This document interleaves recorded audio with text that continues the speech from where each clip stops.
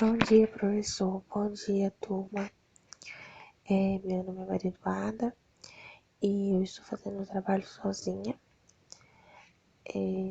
Estou fazendo sobre o Iluminismo e a Revolução Francesa. Bom, vou falar um pouco sobre o Iluminismo. A partir do pensamento filosófico e científico, em meados do século XVI, uma mudança acerca da funcionalidade da ciência e do lugar do indivíduo no mundo se formou. Mas essa alteração só foi possível através da expansão do Iluminismo, que teve como marco histórico a Revolução Francesa. Como frutos desses novos paradigmas, encontra-se a decadência do pensamento clerical, o racionalismo como propulsor do saber e o indivíduo recolocado como o centro do conhecimento universal. A essa descoberta denominou-se de modernidade. Durante o século XVIII, na França, intelectuais desenvolveram uma maneira de pensar contrária à visão teocêntrica, que denominava, nos séculos anteriores, claro, a Idade Média. Esses pensadores valorizavam a capacidade humana de raciocinar, ou seja, a razão sobre a religiosidade. Esse movimento foi chamado de ilusionismo. Estaria, por um lado, o prognóstico do racionalismo e, do outro, a filosofia da história.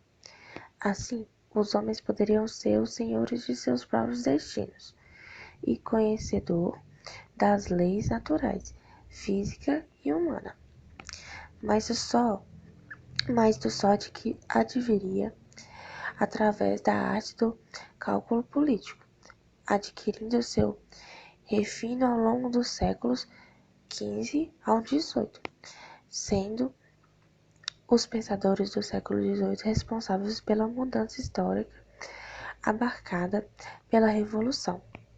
Como resultado deste aprofundamento do pensamento iluminista, ficou conhecido como o século das luzes.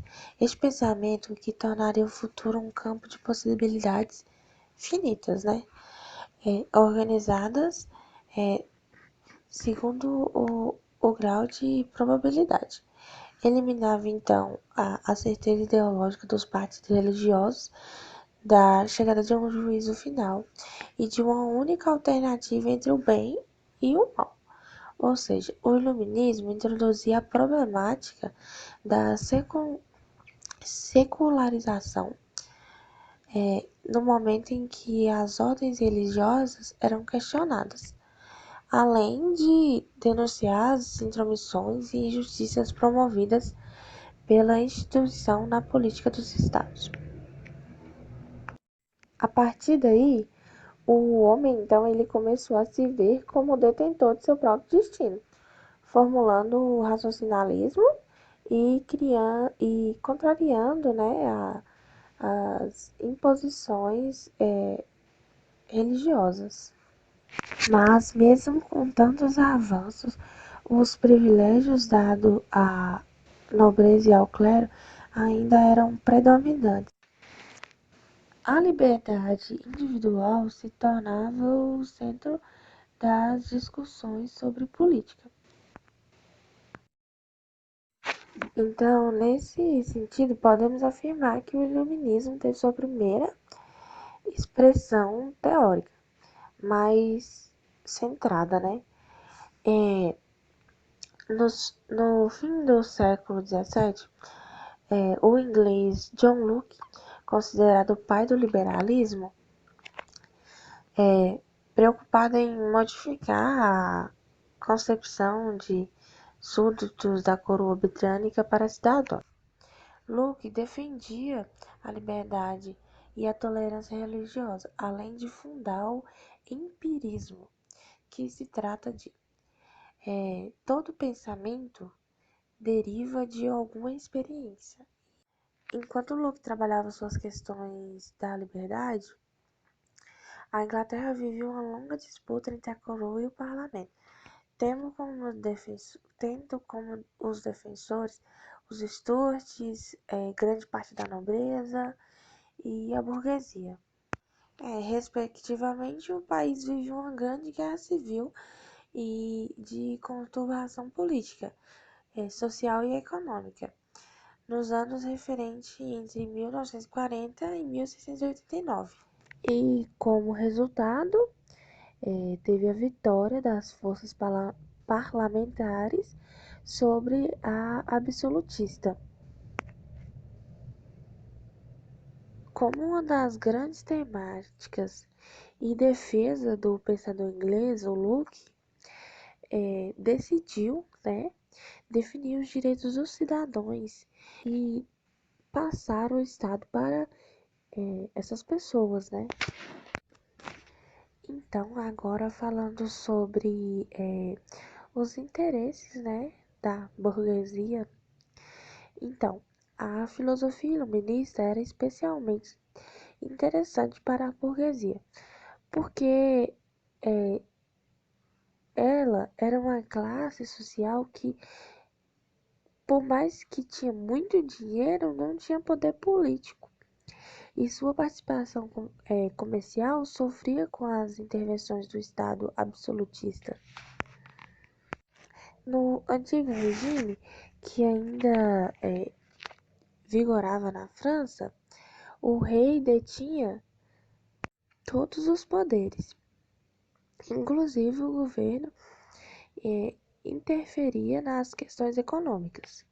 E como a filosofia iluminista era contrária às práticas mercantistas, os, os burgueses encontravam apoio, né, às suas ambições em relação a ter mais liberdade comercial para ampliar seus negócios.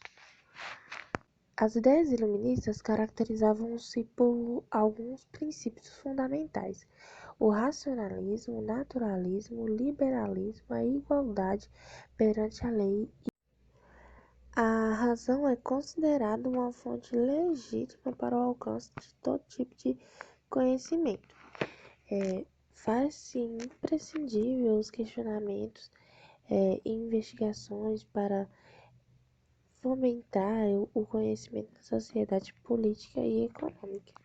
Alguns pensadores acreditam na natureza de forma que ela seja capaz de explicar o comportamento humano e a sociedade. Critica também ao absolutismo, o mercantismo e as vantagens da nobreza e da igreja.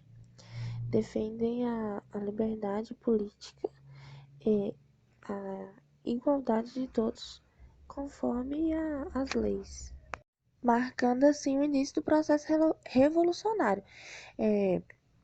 Tomaria como primeiro alvo a Bastilha, né? Que é o que vamos falar agora. Proporções para o rei, o clero e a nobreza.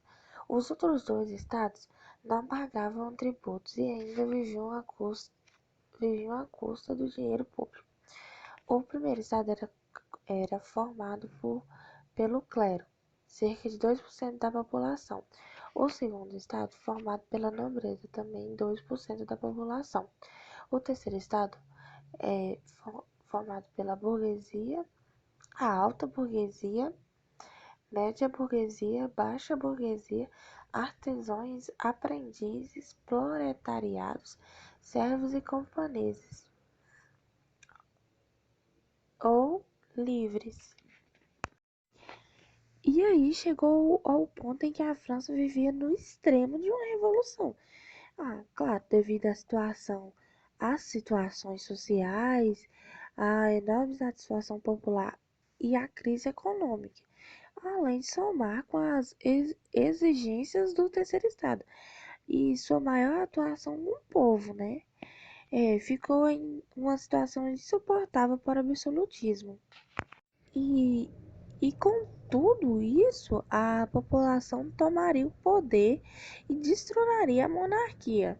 Que na época, né, 1789, era comandada pelo rei Luís XVI.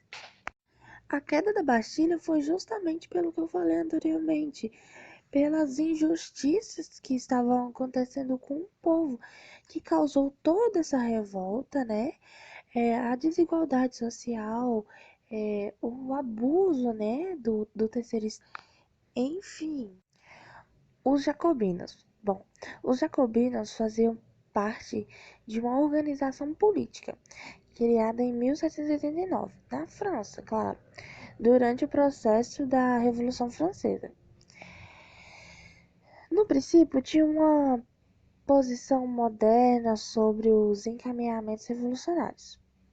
Porém, com a liderança do Robespierre, Pierre ai, gente, desculpa, eu não sei falar esse nome, passaram a ter posições radicais e esquerdistas.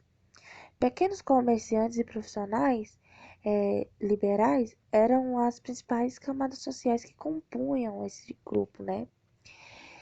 Bom, entre 1792 e 1794, os jacobinos lideraram um processo revolucionário na França.